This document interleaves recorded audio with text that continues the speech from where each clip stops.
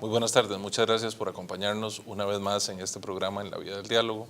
Hoy en una edición muy especial que realizamos desde el estudio de televisión de Campus Creativo de la Universidad Latina de Costa Rica en su sede de San Pedro y el cual transmitimos gracias al equipo de producción de la Vía.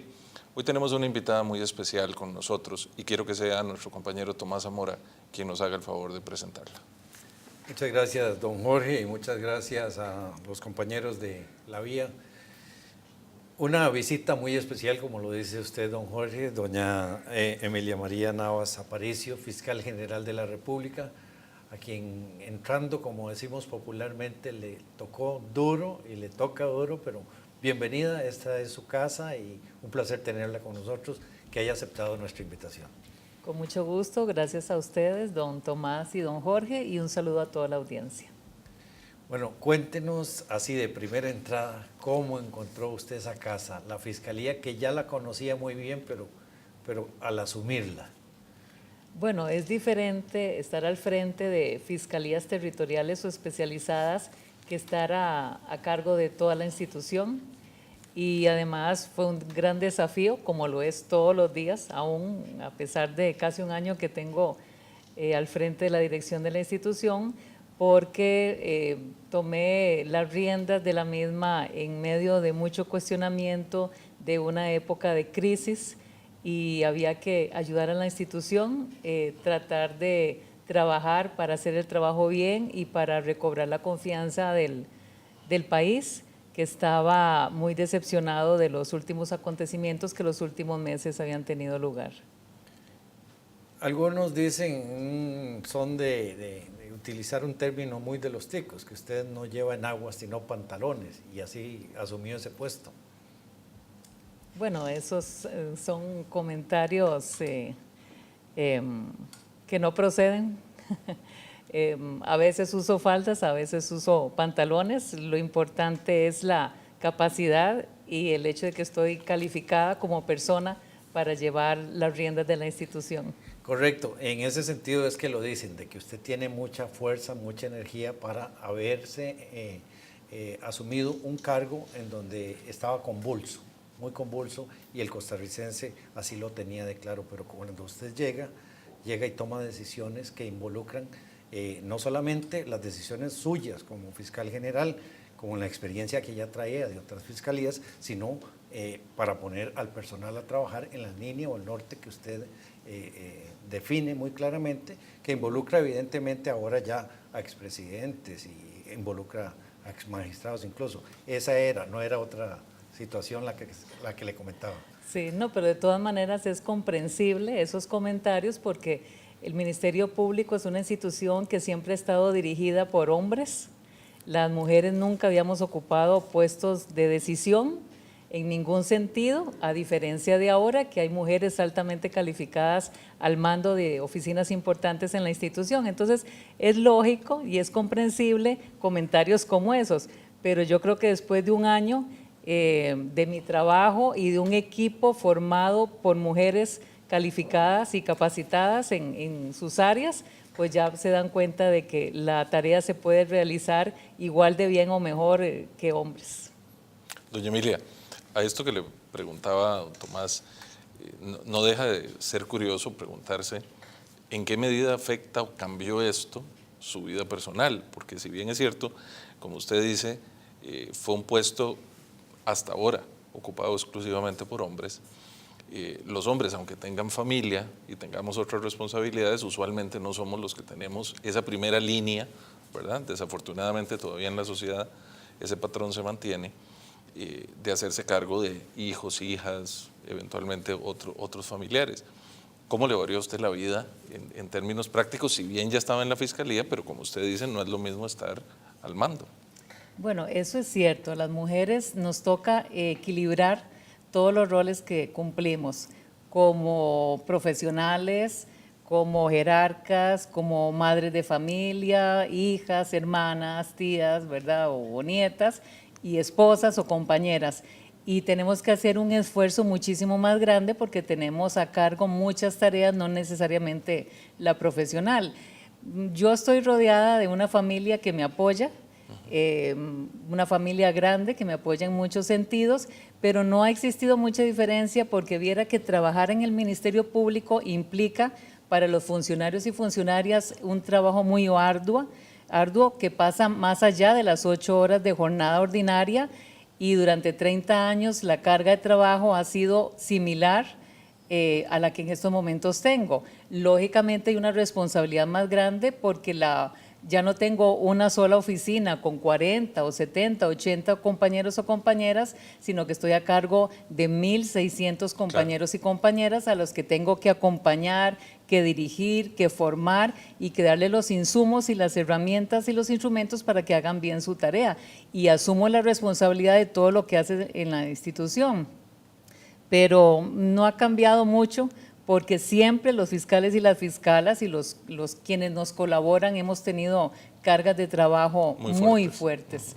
Entonces, en ese sentido no ha habido ninguna diferencia. Bueno, y lo importante es que tiene una familia que la apoya y que de alguna manera ya está acostumbrada a este desafío tan grande. Exactamente. Con tantas horas de trabajo, dándole más esfuerzo y más vitalidad a la fiscalía, que podría decirse que estaba un poco adormecida en alguna medida, bueno, por lo menos así lo ven otras personas. ¿Qué ha variado, digamos, en cuanto a sus horas de trabajo? Las aumentó, pero digamos, ¿qué es lo que ha sentido usted más que le ha variado en su vida en este momento? Bueno, estar en el ojo público, en un ejercicio mucho más grande de transparencia y rendición de cuentas, por el cargo que ocupo actualmente, que es la Fiscala General de la República, pero además porque esta exposición es importante cuando estamos tratando de volver a ganar la confianza de un país. Entonces, lo que me ha marcado un aspecto de diferencia es tener que, lo que estoy haciendo hoy aquí, conversar con medios de prensa, con instituciones, con centros de educación, con los ciudadanos y las ciudadanas a través de diferentes medios para hacer un correcto ejercicio de transparencia y rendición de cuentas. En la familia, ¿cómo le aceptaron eso? Ya casi, porque usted ingresó el 12 de marzo del 2018. En propiedad, sí. En propiedad por 4 años. Porque ya había tenido el interinato, ¿verdad? Exactamente, 3 meses en forma interina y luego tuve el nombramiento por 4 años. Fue un ensayo para llegar a la titularidad. Sí. Exactamente, así. Digamos que el próximo 13 de octubre cumplo ya 1 año de estar al frente de la institución. Correcto, y ese cambio, ese giro es lo que me refiero. Aquí estamos hablando en la academia, estamos llevando a los hogares ese giro para que usted sienta la cercanía de la gente, sí, en ese sentido, porque no hay como que sea de su propia voz que usted explique a los costarricenses ese cambio, como este tipo de entrevistas, por ejemplo. Sí, es que ahora el trabajo va más allá de atender casos en investigación. Hay una serie de tareas de carácter administrativo, toma de decisión en aspectos que no necesariamente son jurídicos, sino gerenciales, y en ese aspecto sí ha variado la carga del trabajo.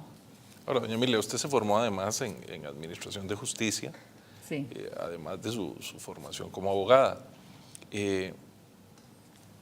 Así que, digamos, esto de administrar una entidad, si bien es muy compleja, pues no le es del todo nuevo, ¿verdad? Sin embargo, efectivamente, yo me imagino que la carga en materia administrativa es muy fuerte. No es simplemente decir voy a ver las cosas de fondo, sino tener, usted decía, el personal que tenía a cargo se multiplicó por 4, ¿verdad? O sea, en fin, hay una gran cantidad de cosas que probablemente usted tiene ahora bajo su responsabilidad, presupuestos, distribución de recursos, así es, ¿verdad? Que antes no eran un tema inmediato. Eso implica no que usted haya dejado de ver las cosas de fondo, sino que tiene que adicionar una tarea nueva. Así es, además de los casos en investigación, tengo que esas tareas administrativas, pero les cuento que tengo un gran equipo en la unidad administrativa del Ministerio Público con funcionarios muy comprometidos, expertos en la materia, en quienes confío y que me están ayudando a tomar las decisiones correctamente. Eso está muy bien. Sí. Y ahora que usted decía esto de la exposición pública para quienes nos ven y nos siguen, eso es muy interesante porque, en primer lugar, las figuras como la suya en un tema de la Fiscalía suelen no necesariamente ser tan proclives a tener un acceso transparente con la prensa. Su equipo de prensa y usted han sido absolutamente dispuestas para conversar, pero además yo quisiera preguntarle, ¿cómo se siente usted con esto del protagonismo? Más allá del cargo, usted como persona, porque usted pasó de ser una fiscala reconocida y de mucho respeto en el ámbito judicial a convertirse en una gran figura nacional, porque usted llegó en el centro del huracán, ¿verdad? Aunque fuera un nombramiento interino, los hechos no fueron interinos, y se convirtió rápidamente en una figura de enorme reconocimiento y de una enorme responsabilidad pública, ya no solo en el ejercicio propio del cargo. ¿Cómo se ha sentido personalmente en ese tema? Bueno, eso es cierto, pero le voy a decir, igual que lo he dicho en otras ocasiones, que yo creo que el gran protagonista es el Ministerio Público. Lógicamente, los ciudadanos y las ciudadanas le ponen en este momento nombre, Emilia Navas, porque es la que ha tomado las riendas de la institución.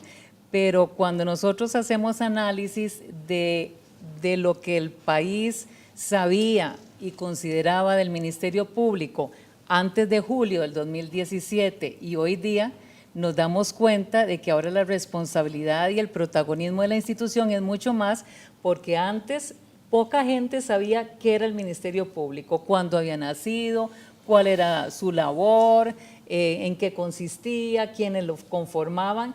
Y después de esta situación de cuestionamientos y crisis, ahora todo el mundo sabe qué hacemos, cuál es nuestra obligación, nos dicen cómo quieren que la realicemos, nos dicen qué esperan de nosotros y además están interesados e interesadas en saber de nosotros. O sea, es un antes y un después de esa época del año pasado.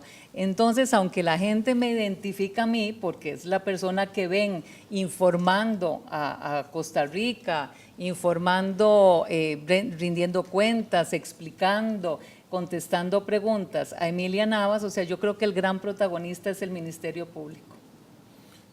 En el ejercicio propio de sus funciones, doña Emilia, hay mucha gente que se le puede acercar y decirle, excelente, nos está representando muy bien. En alguna medida esto no pasaba en años anteriores, pero digamos a usted le ha tocado también bastante duro porque ha tenido que realizar allanamientos a casas u oficinas de diputados en su momento, de magistrados, incluso exmagistrados. Dentro de todo eso, usted conoce muy bien porque usted es fiscal. El fiscal es el ente acusador, es los malos para los malos porque ustedes los acusan. ¿Cuáles son los más mal modos que le han hecho, doña Emilia? Bueno, aunque no me lo crean, nunca he recibido un mal modo. No. No, señor.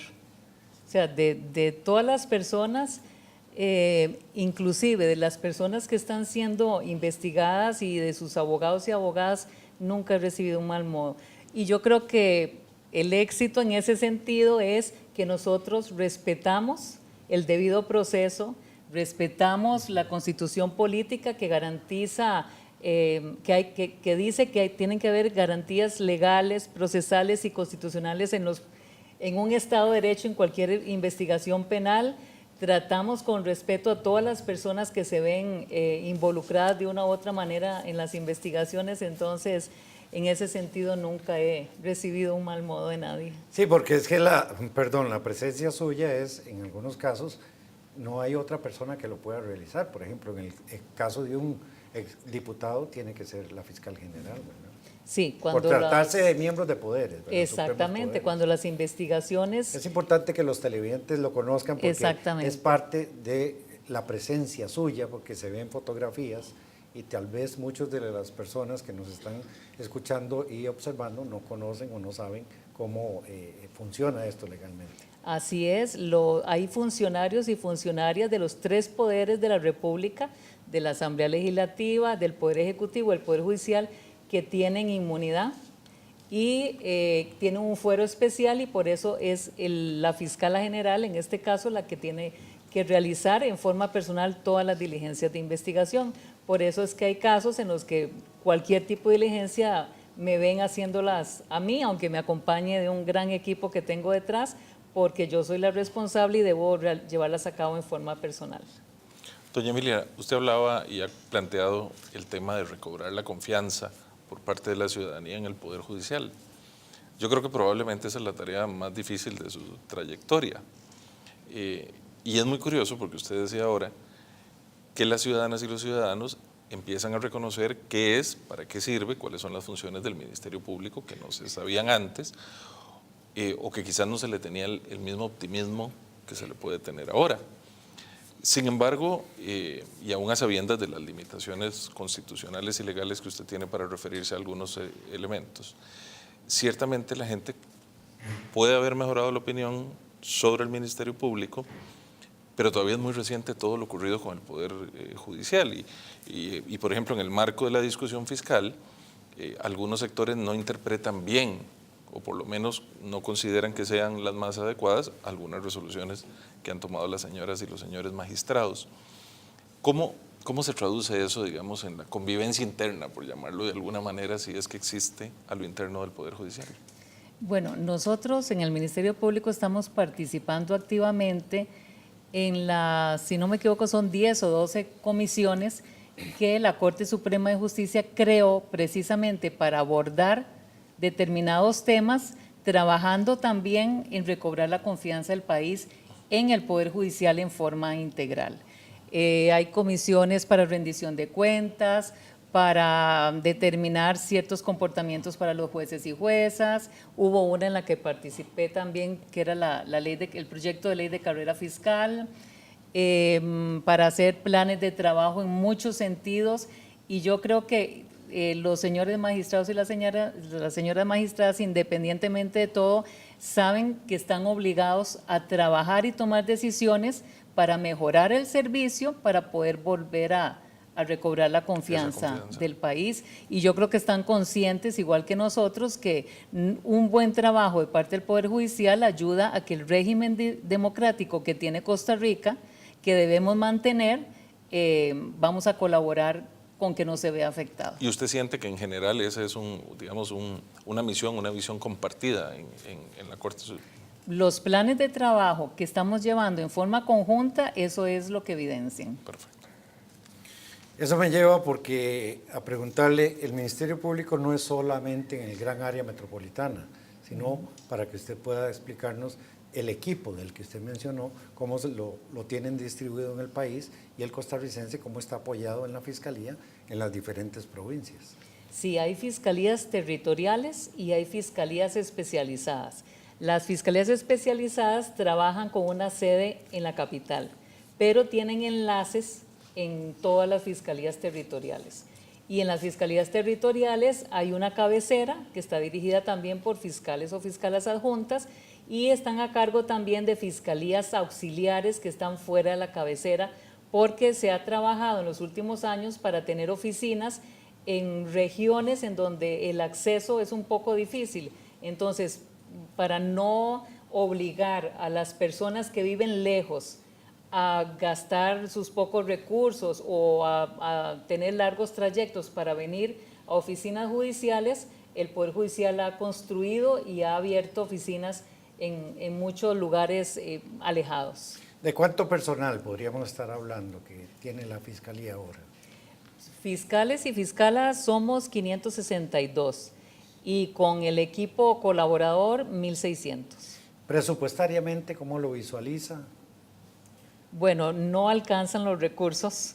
Tenemos un 1% del presupuesto que tiene el Poder Judicial y no es suficiente. Sabemos que no hay posibilidad de contar con más presupuesto, entonces lo que hemos venido haciendo en el último año es analizando qué redistribución podemos hacer, qué podemos compartir y cómo lo reorganizamos de otra manera para que lo usemos con mayor eficiencia y eficacia, ¿verdad?, el recurso.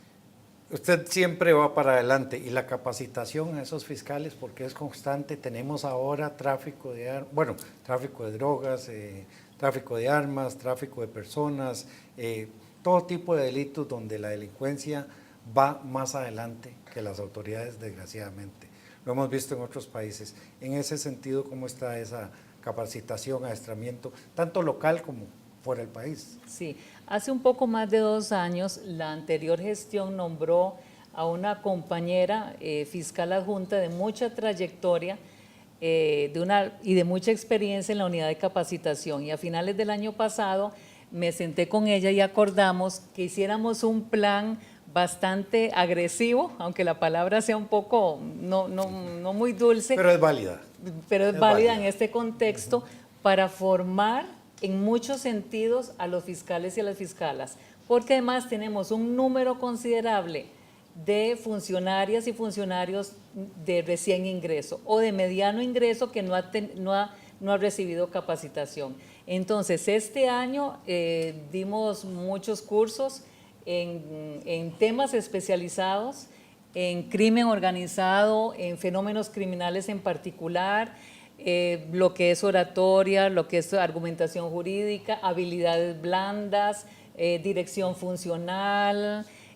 Fueron muchos temas, y todos los días las aulas estuvieron llenas y están llenas hasta el último día de trabajo de este año, porque tenemos conciencia de que tenemos que formarlos, enseñarles y darles los insumos para que hagan bien su trabajo, precisamente buscando la mejora continua para que el servicio se dé bien y la confianza en ese sentido se recupere.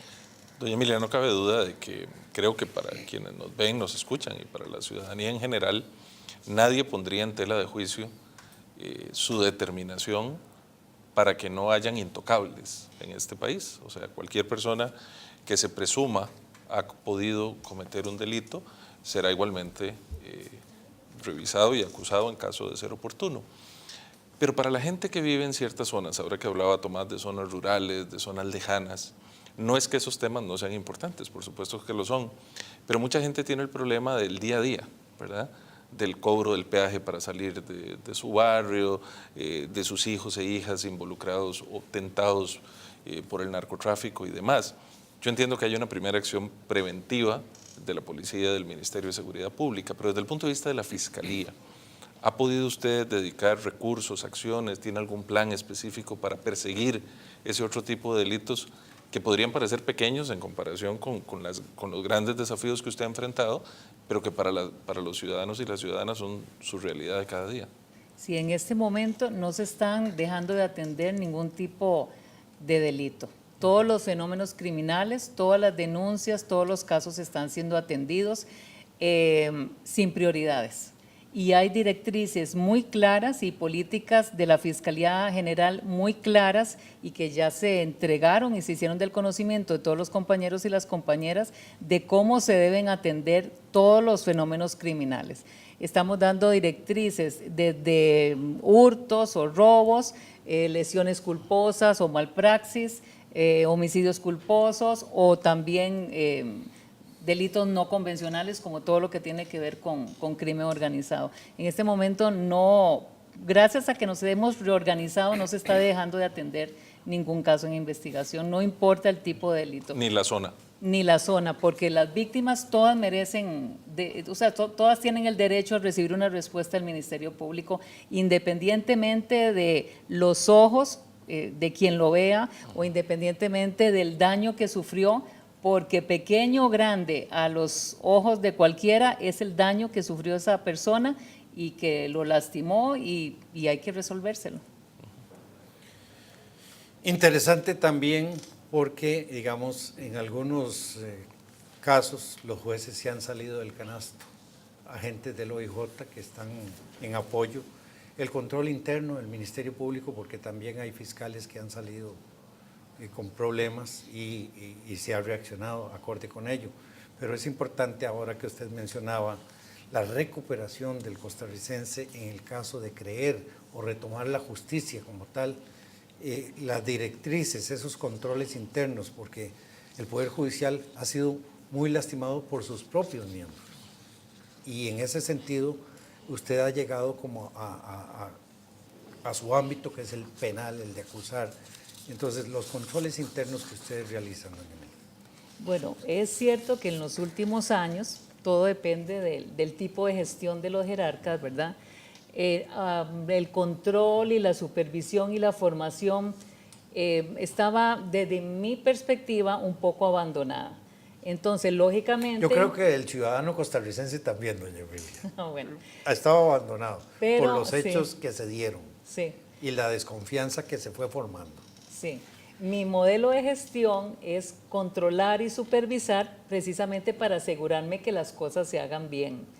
Hemos encontrado muchas oficinas y muchos casos y muchas situaciones que atender precisamente para mejorar el servicio, y desde el primer día lo estamos haciendo. Hemos hecho un plan de trabajo para atender situaciones en diferentes fiscalías del país que necesitaban ordenarse y que necesitaban alinearse y trabajar de la mano con la Fiscalía General para dar un Yo sé mejor que usted no servicio. lo quiere decir, pero yo sí lo voy a decir, que estaban embodegando expedientes algunos fiscales. Bueno. Por eso no lo quiere decir, doña Emilia. No, hay casos No, pero- que estaban detenidos, hay casos que habían sido desestimados, hay casos que no habían sido bien tramitados, y entonces nosotros dijimos, bueno, lo que pasó, pasó, a partir de ahora se van a hacer bien las cosas, y por eso es que estamos trabajando de esa manera. No, pero es muy bien visto por el costarricense y se lo agradecemos porque yo soy uno de esos. ¿Por qué? Porque ustedes llevan trámites que no son, son delitos ya cometidos, no es preventivo, sino es la parte Sí, la parte acusatoria represiva, y sí. la parte represiva. Y cuando hay una víctima de homicidio, hay familiares, hay dolor, hay duelo, hay luto. Y hay sicarios en este país, ya ni siquiera los importamos, ya tenemos los nuestros. Y ahí es donde tiene que estar la mano de la Fiscalía, como Sí. está ocurriendo, ¿o no? Sí, y además estamos trabajando para atender los casos en rezago, que en este momento son del año 16 para atrás, y estamos tomando decisiones para impedir que de aquí en adelante, bueno, o de hace casi un año en adelante, ningún caso prescriba. Sí, que eso es muy importante, doña Emilia, porque la Sí. gente quiere sentir esa seguridad, no de que para algunos casos podría haber condiciones más favorables que para otras, sino que la ley es pareja, sin distinción, como decía usted, de cuán pequeño pueda parecer lo que a mí me ocurrió o no. Pero yo también quería preguntarle, doña Emilia, yo sé que no es su área de atención, porque el tema preventivo no es lo que a usted le corresponde, pero como madre, como mujer costarricense, como que tiene ahora una responsabilidad y un liderazgo muy importante, por supuesto que todos nos sentimos más seguros con un ministerio público más transparente, más diligente, más comprometido.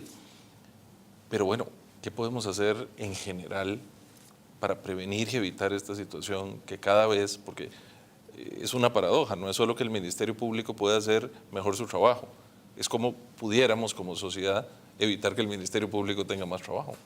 Bueno, es que hay algo de lo que usted dice que tiene razón. Aunque el Ministerio Público entra, digamos, en acción cuando ya el delito se comete, la realidad nos dice que tenemos que trabajar articuladamente y que tenemos que trabajar también para prevenir las comisiones de los delitos.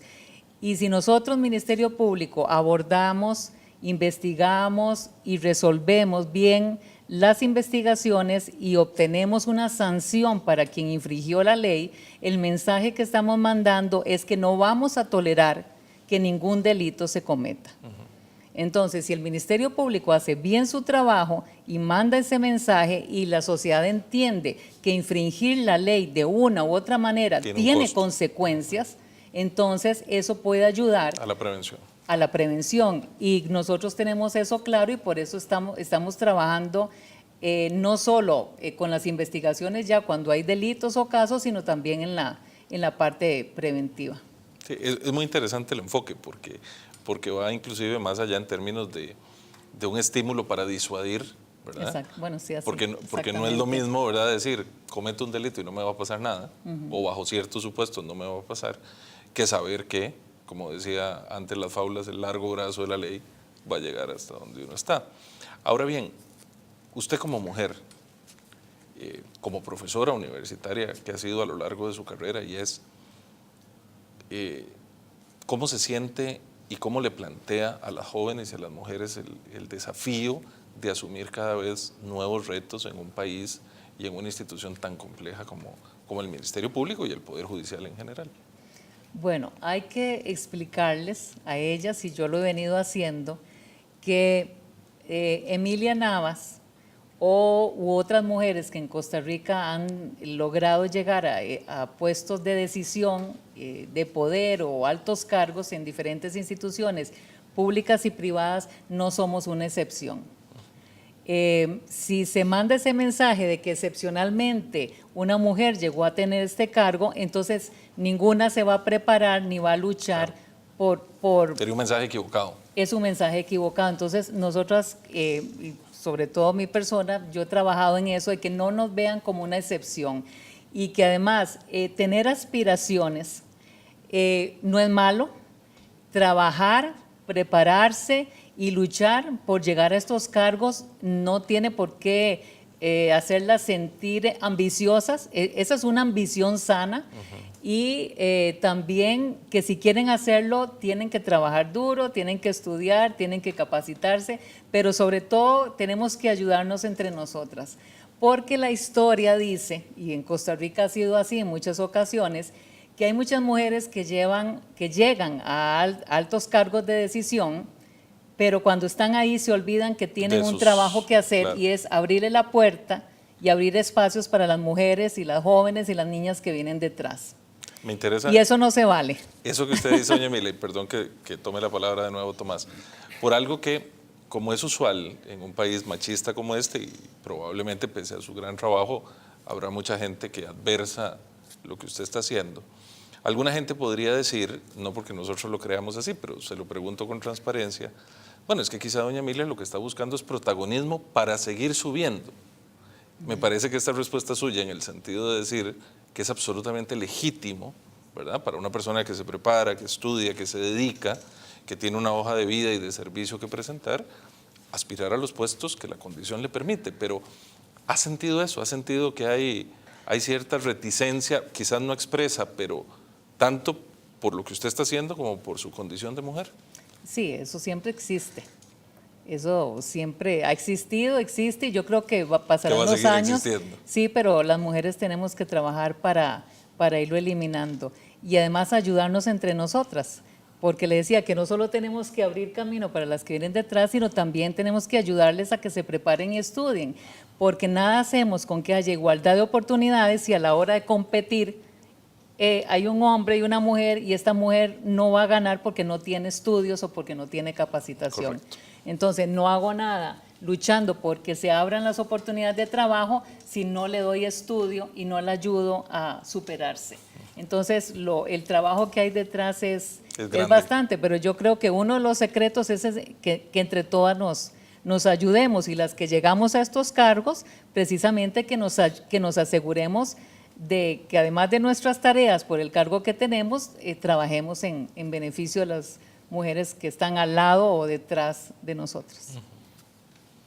Como parte de ese esfuerzo arduo y de trabajo, ¿se proyecta usted en una candidatura a una magistratura? No, señor, en lo absoluto. Y le voy a decir una cosa, muchas personas, y voy a aprovechar el espacio, me dicen que les gustaría verme como presidenta de la República, y yo entiendo en este momento por qué. Pero bueno, usted es la primera fiscal general, ya tuvimos una presidenta. Sí, sí, que les gustaría verme a mí, pero le voy a decir algo, yo no tengo absolutamente ninguna aspiración política. No quiero ser presidenta, y ningún fiscal general y ninguna fiscala general que esté en el cargo debe tener o puede tener esa aspiración. Y si en algún momento está en el cargo de fiscal o fiscala general y quiere tener alguna aspiración política, tiene que renunciar, porque la política obliga a tener compromisos y obliga a tener un tipo de relación que no se le puede permitir a ningún fiscal y a ninguna fiscala general. Entonces, en ese sentido, yo aprovecho el espacio, y más que es para la academia, para decirle que no tengo absolutamente ninguna aspiración política, ni siquiera de presidenta de la República, aunque agradezco la confianza de las personas que muchas veces me lo hacen ver.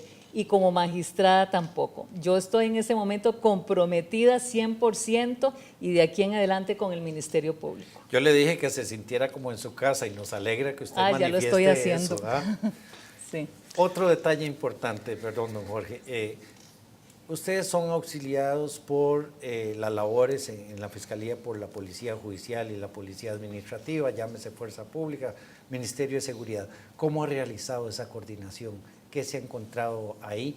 Porque son situaciones bastante delicadas. En muchos casos puede haber hasta policías muertos en allanamientos o recientemente un operativo, había una señora secuestrada, lograron liberarla con vida y recuperaron, tengo entendido, 10 millones o no importa en este momento el monto de lo que se cobraba por liberarla, sino que la sacaron con vida luego de varios días, sin entrar en detalles, pero ese apoyo es lo que es importante que quisiera conocer de viva voz de usted, porque es la que lleva la jerarquía del Ministerio Público y la que tiene el apoyo en los muchachos del OIJ de Seguridad Pública que arriesgan la vida junto con los fiscales.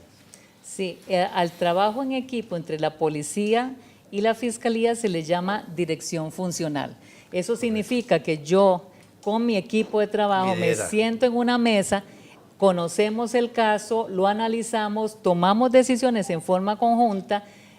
Yo, fiscal, en cuanto a la parte jurídica y probatoria, y la policía en cuanto a la parte operativa. Pero las decisiones se toman en forma conjunta. Yo, que después de 30 años y que he trabajado ciertos tipos de fenómenos criminales, tengo fe y creo definitivamente en el trabajo de dirección funcional.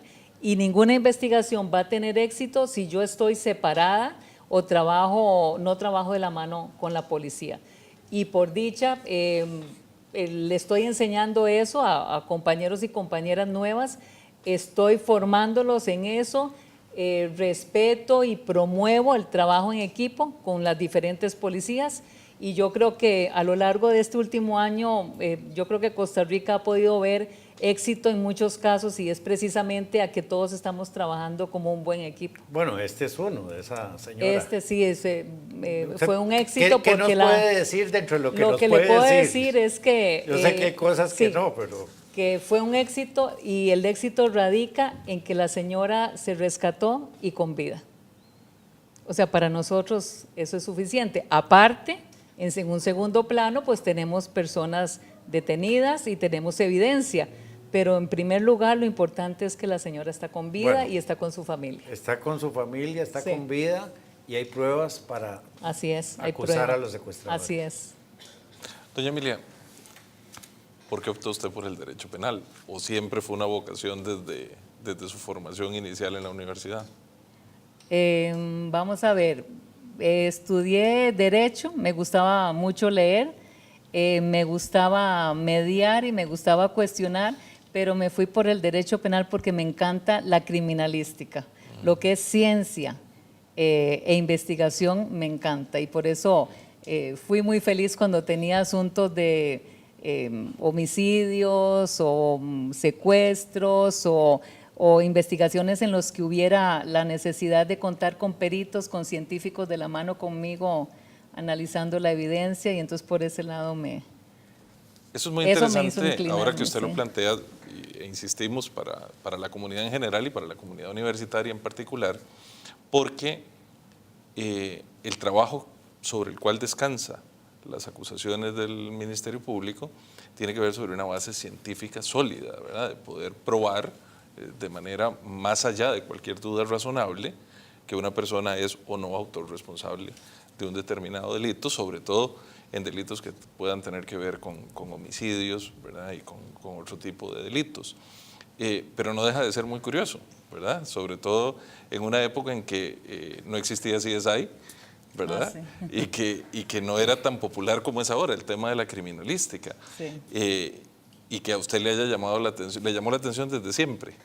Sí, y eso que no tenemos, lo que dice la televisión que se puede hacer, ¿verdad? Aquí no tenemos todos los instrumentos o tecnologías que salen en televisión, programas. Pero tenemos un extraordinario departamento de ciencias forenses con calificaciones de extraordinario, ¿verdad? Ya con certificaciones de la calidad, que cumple muy bien su trabajo. Tiene mucho trabajo, lastimosamente por tanta comisión de delito está lleno de trabajo, pero son expertos que nos ayudan a que tengamos éxito en las investigaciones y a que se demuestre no solo la culpabilidad, sino en muchos casos la inocencia de personas que son sometidas a las investigaciones, porque de eso se trata, de demostrar la La verdad. culpabilidad o la inocencia de la persona que es investigada. Es importante retomar algunos casos, doña Emilia, porque el costarricense con el cual uno conversa, con el cual uno habla, piensa que en algunos casos en específico iba a quedar como impune, como con cierta inmunidad, y usted ha logrado revivir algunos de ellos. Evidentemente usted no puede mencionar algunos casos, pero da la impresión de que hasta donde a usted se le permite, la prueba que está hablando le permita, no va a haber impunidad. Para nada, en lo absoluto. Nosotros hacemos la investigación en forma adecuada, buscamos prueba útil y pertinente, y si esa nos permite arribar a la probabilidad de que el hecho se cometió, de que constituye delito y de que las personas investigadas son las presuntas responsables, entonces formulamos una acusación. Y ahí juega un papel importante que ahora incluso están tratando, al menos en algunos casos, de evitar la prescripción de algunos. Sí, es una orden y así debe hacerse siempre, analizar los hechos para evitar que la investigación, que los hechos prescriban, que la acción penal prescriba. Sí, porque hay casos, precisamente a raíz de la pérdida de credibilidad del costarricense, de algunos hechos donde exfuncionarios o exfuncionarias se han creído inmunes y se ha nuevamente reactivado el expediente. Sí, nosotros cuando llegamos, y hablo de nosotros porque el equipo, ¿verdad? Uno no puede tener éxito en ese trabajo si no está rodeado de buenos y buenas funcionarias. Lo que hicimos fue analizar varios casos y los que determinamos… Se formaron, perdone, Emilia, se formaron equipos nuevos. ¿O ya estaban? No, totalmente nuevos. nuevos. Usted armó el equipo. Totalmente nuevos. O los equipos. Sí, la Fiscalía General tiene todo su personal totalmente nuevo desde octubre del año pasado. Es una selección nacional. Sí, y las fiscalías especializadas también y las jefaturas de muchas fiscalías territoriales también.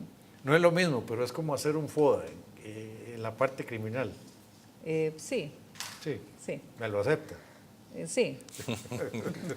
Doña Emilia, no cabe duda que su función, y en general la de las y los fiscales, tiene que ser una muy apegada a derecho, ¿verdad? Así es. Pero a lo largo de 30 años de ejercicio profesional, no hay que estudiar mucho para saber que algunos temas han variado y la posibilidad de que esos temas hayan pasado o no a dejar de ser delitos, o por lo menos hayan adquirido una calificación distinta en la sociedad, pudiera haber ocurrido o pudiera ocurrir en el futuro.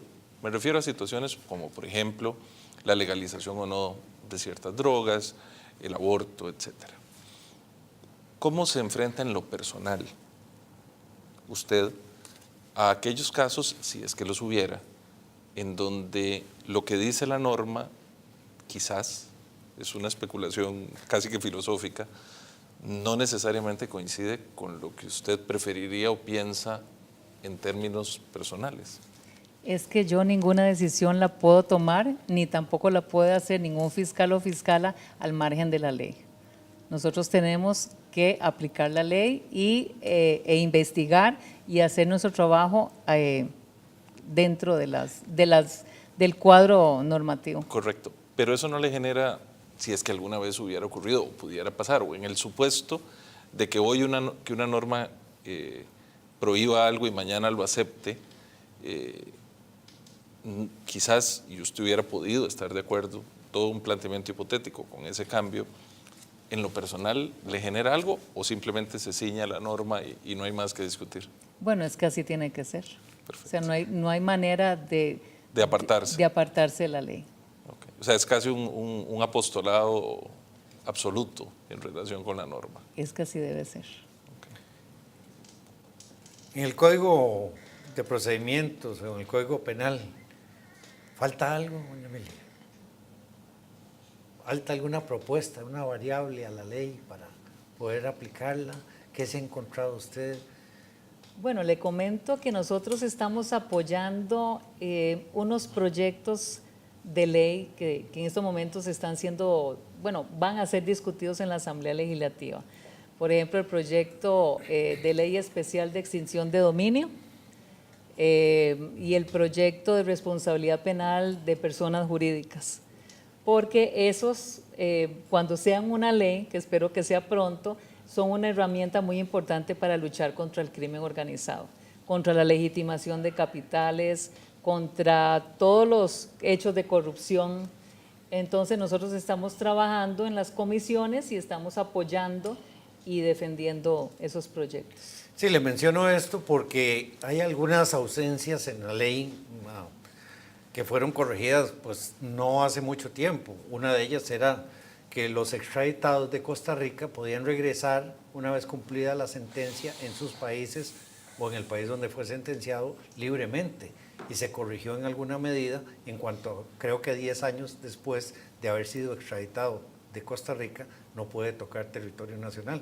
De ahí mi consulta sobre esas falencias o ausencias en las leyes hasta donde usted lo maneja. Bueno, sí, es que siempre hay reformas. Y hay reformas que logran apertura y hay reformas que, que tornan más estrictas de determinadas situaciones. Siempre a lo largo de los años ha existido y hay muchas que están planteadas en la Asamblea Legislativa. Sí, porque la Entonces delincuencia, habría que ver cada una en particular, ¿verdad? la delincuencia organizada va como muy adelante, como muy avanzada. Siempre van adelante. Y la ley no se tiene que quedar atrás. Así es. No, le hacías la consulta por eso, porque precisamente esos huequitos hay que irlos tapando, porque hay que decirlo también, en el ámbito legal hay más de un abogado que no es del todo bien portado, entonces encuentra esos huequitos, ¿verdad? Doña Emilia, en relación con la extensión… Yo sé que lo digo yo, usted no, porque yo sé que usted tiene que tener ese cuidado, ¿no? En cuanto al proyecto de extensión de dominio, algunos profesionales, inclusive algún expresidente de la República, se ha referido a él considerando que es más bien limitante de derechos y garantías fundamentales. Claro que habría que ver específicamente la redacción final del proyecto, pero en términos generales, ¿qué podría explicarle usted a quienes nos ven y nos siguen en relación con este tema y por qué es importante para el Ministerio Público? Bueno, en estos momentos hay 3 proyectos de ley de extinción de dominio y nosotros apoyamos el que se trabajó con el ICD.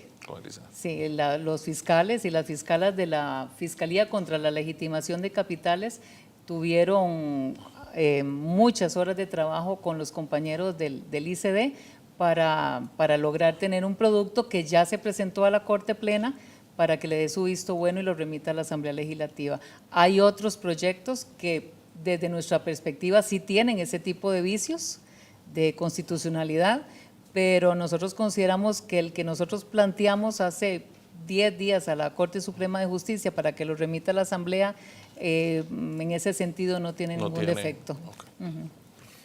Esa ley de extinción de dominio, tal vez si nos las pudiera explicar un poquito más, porque son los bienes, ¿verdad? Incluso tengo entendido que hasta las cuentas bancarias de algunas gentes que en este momento es prohibido revisar. Sí, en concreto lo que la ley pretende es quitarle a una persona jurídica o física los bienes producto de la comisión de delitos. En el tanto no pueda demostrar de dónde proceden. Exacto, su origen lícito. Lícito, exactamente. Es decir, los yates y todas esas cosas de algunas personas. Cualquier tipo de bien, dinero en efectivo o bienes muebles o bienes inmuebles. Incluso porque hay un caso de un muchacho de Limón de 19 años con 5 propiedades y que le estaba haciendo una casa con piscina a la novia. Entonces uno dice, bueno, qué raro, seguro pegó la lotería, pero la lotería de Estados Unidos, porque no tiene con qué ganarse eso o de dónde lo obtuvo. Precisamente lo menciono para que tengamos una idea de hacia dónde va, con un ejemplo, ese proyecto de ley. Sí, actualmente lo que la ley permite es a través de capitales emergentes hacer una investigación en donde si la persona no puede demostrar el origen lícito de sus bienes o su dinero, se le quita. Es un procedimiento que se lleva a cabo en el juzgado contencioso administrativo y que el proceso se abre a solicitud del Ministerio Público. Eso es lo que hay en la actualidad. ¿Y esos bienes pasarían al Estado? Como tal? Sí. ¿Distribuido o específicamente a alguna área? Y bueno, ya lo que el Estado haga con ellos ya es decisión fuera de la Corte. Sí, digo, porque puede donarse, si es un terreno, se puede donar una escuela o un hospital, etcétera, dejando abierta la posibilidad. Doña Emilia, en el caso del proyecto de ley que usted mencionaba sobre la responsabilidad de las personas jurídicas.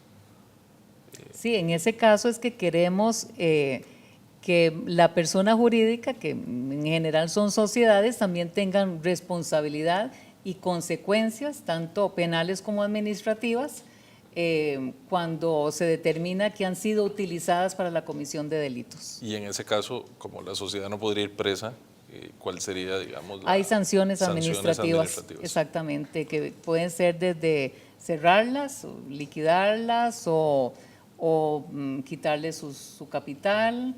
En este momento está siendo analizado el proyecto. Okay. Eso contempla también a familiares o amigos, porque más de uno le da o traspasa propiedades a otros para evitar, claro, sabemos que es de común acuerdo, pero contempla esos aspectos también. Sí, la responsabilidad penal en estos momentos es personalísima, entonces solo se puede contra personas físicas. Y lo que se analiza es la responsabilidad propia de esa persona que es investigada. Lo que se quiere es incluir en procesos de investigación penal la responsabilidad que sociedades prestan en la comisión de delitos, pero son responsabilidades aparte. Sí, lo digo. O sea, un individuo como persona física y una sociedad como persona. Ahora han usado un término como narcofamilia, a eso me refería, porque…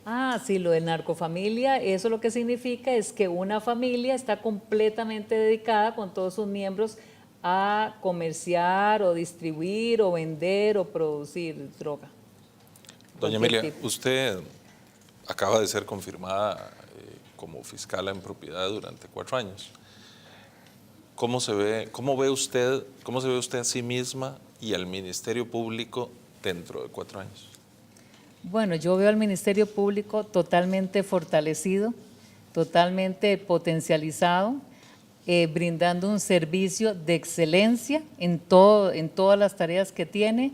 Y uno de los legados que yo quisiera dejar y que, bueno, desde octubre del año pasado a hoy he venido haciendo es dejando en puestos de decisión y en puestos de dirección y de mando a personas probas, honestas, que dirijan la institución, independientemente de quién sea el fiscal o la fiscala general que me vaya a sustituir. O sea, una institución con personas probas en puestos claves puede asegurar que nunca va a volver a repetir su historia. ¿Se siente usted segura en la responsabilidad enorme, no técnica y profesional, sino personalmente, con el riesgo que puede significar ser fiscal general de la República? Sí, yo estoy muy tranquila. Tengo un gran equipo de compañeros y compañeras profesionales que me cuidan, que me aconsejan, ¿verdad? Pero yo creo que en Costa Rica todavía no ha llegado el momento en que los casos se resuelvan atentando contra el fiscal o la fiscala que dirige la investigación. Yo creo que en estos momentos Costa Rica sabe y los abogados y las abogadas saben que las discusiones se tienen que dar en el seno de las audiencias, de los juicios, de las investigaciones, pero no más allá. Entonces eso me da mucha tranquilidad. Muchas gracias, doña Emilia. Doña Emilia, el tiempo nos está ganando, pero ha sido un gusto, un honor tenerla con nosotros aquí en la vía del diálogo y me gustaría como un mensaje para la academia como tal, a los jóvenes de acá, de la Universidad Latina de Costa Rica, a los jóvenes de Costa Rica en general y a la ciudadanía, porque usted va encabezando una recuperación de la credibilidad en la justicia costarricense. Bueno, se ha determinado que una de las mejores formas de evitar la corrupción es con educación, y con educación de niños y niñas en adelante, hacia arriba.